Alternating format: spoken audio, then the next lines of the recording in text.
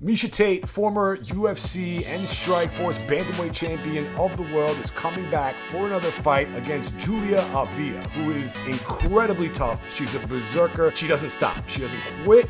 She keeps on coming after her opponents until she beats them. She's got a lot of first-round finishes. She's got a lot of power. Cupcake is going to have to deal with that in this fight. Losing her last two to Caitlin Vieira in a 5-rounder and Lauren Murphy in her last fight. And a lot of people really were depressed. They thought that Miesha Tate should have been able to beat those opponents. After coming back from about a 5-year absence from the sport, beating Marion Reneau in her first fight, retiring her, beating her by knockout, we thought that we might see better from Miesha Tate. She's getting the opportunity to really put her career on track here, but she's getting a really tough opponent. Can Miesha Tate handle the power, the non-stop perseverance of an opponent like Raging Panda? Miesha Tate is 2 years older going into this fight. She is about 2 inches taller.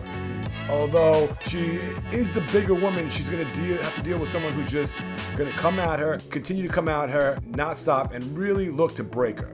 Julia's not going to have any respect for Miesha going to this fight, and she's going to have no quit in her. So Tate is going to have to really get that out of her early. Miesha Tate's going to have to do something early on in the fight to showcase that this is her fight. If she doesn't, I personally feel like the fight is going to go more of the way of Avila. Avila, because she doesn't stop and because she takes over right away, she has a good chance, in my opinion, to just take over this fight from the beginning. I would like to see Tate really utilize her power in the first round. And she's got to land a nasty shot. She's got to show Julia that she is the better fighter from the beginning so that she doesn't get disrespected. Anyway, we're going to see this fight December 2nd in Minneapolis, Minnesota. I really would like for Miesha Tate to win the fight, being a longtime fan, but that's not what the sport's about. The sport's about the continuousness of fighting and always trying to find out who's better at the time. And I think that right now, in the Ultimate Fighting Championship, Julia Avila has done better. And I think that you got to pick her going into this fight.